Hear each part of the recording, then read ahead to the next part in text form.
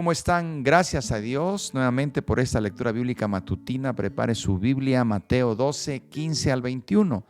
Mientras usted prepara su lectura o se prepara para escucharnos, nuevamente gracias por sus saludos, gracias por decirnos de dónde nos escuchan, gracias por compartir la liga, el enlace o el link con sus contactos, gracias por suscribirse, pero sobre todo gracias por sus oraciones y gracias también por unirse a las peticiones que ya desde este momento nos están haciendo nuestros hermanos y amigos. Como siempre le digo, a la hora que sea, donde quiera que se encuentre, que Dios le bendiga rica y abundantemente. Vamos a dar lectura a la bendita palabra de Dios. Sabiendo esto, Jesús se apartó de allí y le siguió mucha gente y sanaba a todos, y les encargaba rigurosamente que no le descubriesen, para que se cumpliese lo dicho por el profeta Isaías cuando dijo: He aquí mi siervo, a quien he escogido, mi amado, en quien se agrada mi alma. Pondré mi espíritu sobre él, y a los gentiles anunciará juicio. No contenderá ni voceará, ni a nadie oirá en las calles su voz. La caña cascada no quebrará, y el pábilo que humea no apagará, hasta que saque a victoria el juicio, y en su nombre esperarán los gentiles. Amén. Queridos hermanos, es importante ver en estas breves consideraciones cómo inicia el versículo 15. Dice: sabiendo esto, Jesús se apartó de allí. Usted recordará que en la lectura de ayer quedamos en el versículo 14, que dice que los fariseos tuvieron consejo contra Jesús para destruirle. Y cuando Jesús se entera de que ellos están planeando destruirle, dice: sabiendo esto, Jesús se apartó de allí. Ahora bien, ¿por qué el Señor lo hace? Bueno, porque la hora de Jesús no había llegado. Él nunca rehusó entregar su vida, porque no se la quitaron. Él entregó su vida. Nunca se rehusó entregar su vida, pero hasta el tiempo debido. La hora no había llegado. Por eso los planes de los fariseos para matarlo no tendrían éxito. Sin embargo, el Señor Jesús se aleja de esa ciudad porque Él tiene mucho trabajo que hacer. Es cierto que el Señor Jesús pudo haber pedido legiones de ángeles para que lo protegieran, pero Él decidió no exponerse innecesariamente al peligro. Esto es importante, hermanos y amigos. Nosotros creemos que Dios nos guarda, nos cuida, nos protege, y lo creemos y lo testificamos, pero no nos vamos a exponer al peligro de manera imprudente. No nos vamos a exponer al peligro porque eso sería tentar al Señor. Por eso Dios nos da también discernimiento y nos da su palabra. El Señor por eso se retira de una manera sabia y entendida, para no exponerse. Además, Él se retira a otro lugar porque grandes multitudes todavía tenían que escuchar su palabra. Marcos, incluso en otro evangelio, dice que esas multitudes estaban compuestas por gentes de Jerusalén, de Judea, de Idumea, de más allá del Jordán y de los alrededores de Tiro y de Sidón. Así que no solamente eran judíos, muchos gentiles seguían a Jesús. Ahora bien, estos versículos que hemos oído y hemos leído, dice que Él sanaba a todos. Jesús sanó a todos los enfermos que había entre ellos, a todos los enfermos que estaban ahí. Ninguno de los que acudieron a Él o que le llevaron para que lo sanara volvió defraudado. Él sanó a aquellos que se acercaban y que pedían misericordia. Jesús nunca se negó. Por eso nosotros no debemos nunca negarnos de orar por una persona, de quien se trate. Hay que siempre orar por ellos y que el Señor haga en su soberanía lo que Él quiere y desea.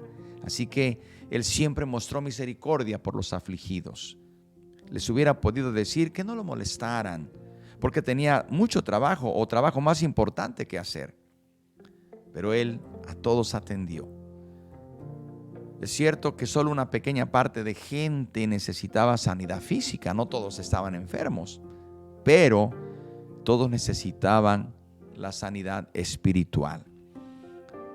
No solamente lo físico, sino aquello que mata el alma y que puede destruir a la persona eternamente en el infierno.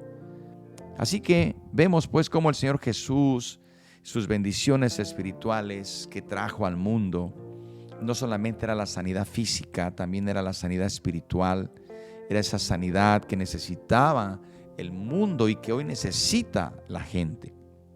Pero hay algo muy hermoso que vemos aquí, que Él mostró grande misericordia, sanando el cuerpo de la gente. Mostró mucha más misericordia también cuando aquellas personas clamaban diciendo: Jesús, ten misericordia de mí.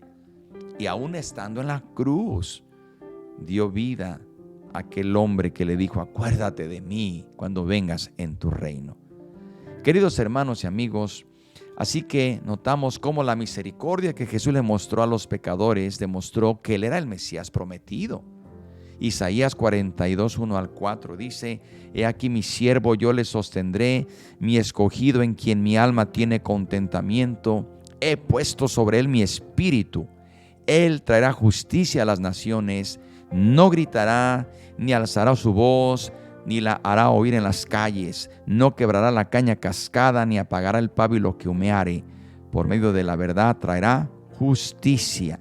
No se cansará, ni desmayará. Eso decía Isaías 42. Y aquí ahora vemos cómo se está cumpliendo en la Escritura. 700 años después, aquí se está cumpliendo esa Escritura. El Señor Jesús está dando cumplimiento a la profecía. La justicia de Dios, como aquí se dice en Isaías y Mateo lo recalca. Aquí viene mi siervo a quien yo he escogido, mi amado en quien se agrada mi alma.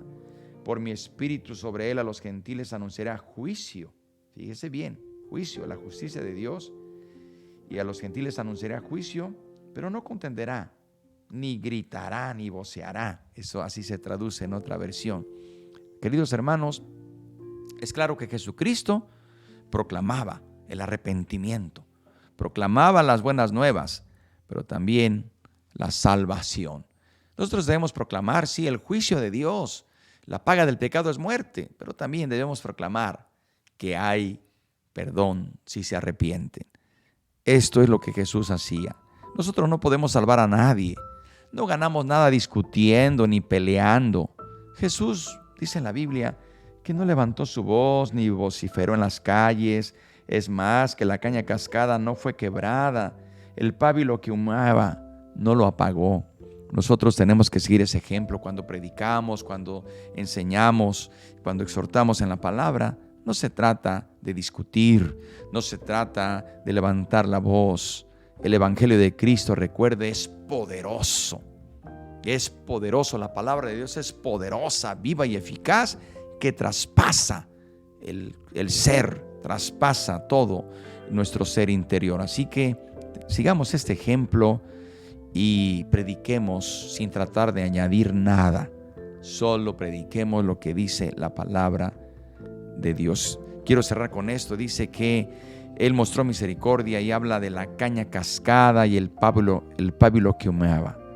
Esas cañas y pábilos simbolizan a los débiles en la fe, heridos espiritualmente y al borde de perder por completo su fe. Toda congregación, toda iglesia cristiana tiene cañas cascadas, gente débil, pábilos humeantes que son inmaduros, que apenas están su llama por apagarse. A veces hallamos a personas en nuestra iglesia, miembros descarriados o miembros inactivos, y estamos ansiosos en querer depurar la iglesia, deshaciéndonos o querer deshacernos de esas personas. No. A veces es necesaria la excomunión, es cierto. La disciplina, es cierto. A veces es necesaria y hay que aplicarla como Dios manda en su palabra. Pero no debemos dudar definitivamente aquellos que insisten en pecar y desafían el evangelio y desafían el arrepentimiento y desafían la autoridad y desafían la obediencia. Eso es otro asunto que hay que aplicar, la disciplina que dice la palabra de Dios. Pero estamos hablando de una caña cascada, no quebrada todavía. Un pábilo que todavía humea, que no ha sido extinguido totalmente. A eso nos referimos. Son personas que necesitan nuestras palabras pacientes y amorosas, de amonestación, ciertamente, pero también de aliento. Recuerda, hermano y amigo, que quienes parecen apreciar menos el Evangelio son quienes más lo necesitan. Nunca debemos olvidar el importante principio que Jesús expresó en la casa de Mateo cuando le dijo a los fariseos: los salvos no tienen necesidad de médico, sino los enfermos. Y él agrega: no he venido a llamar a justos, sino a pecadores. Y finalmente, recordemos que la justicia divina prevalecerá. Todos tendremos que comparecer un día delante de Dios y vamos a someternos al veredicto que solo Él pronuncie: vida eterna o muerte eterna. Para aquellos que decidieron ir en pos de la desobediencia, en pos del vientre, alimentando su vientre y no el espíritu. Queridos hermanos, sigamos pues el ejemplo del Señor. Sigamos siendo firmes en predicar la palabra y firmes en ofrecer misericordia a los necesitados. Y seamos obedientes. Y si usted es una caña cascada, un pábilo que humea, ya usted tiene que ser una caña fuerte, tiene que ser una llama ardiente para que sea bendición para otros. Oremos al Señor y oremos por las peticiones. Padre bendito, te damos gracias por tu amor y por tu misericordia. Aquí estamos, Señor, tómanos y aplica tu palabra a nuestra vida. Muchas gracias, Señor. En tu nombre te estamos pidiendo que sanes a los que están enfermos, a los que están necesitados y a los que están pasando por pruebas y luchas. Te los ponemos en tus manos, precioso Señor Jesús. Muchas gracias. Amén. Que Dios le bendiga, hermano y hermana y amigo. Aquí le esperamos el día de mañana porque vamos a ver lo que continúa en el capítulo 12. Nos habla de la blasfemia contra el Espíritu Santo. Por lo pronto, que Dios le bendiga y que el Señor siga hablando a su vida a través de su palabra. La paz de Dios.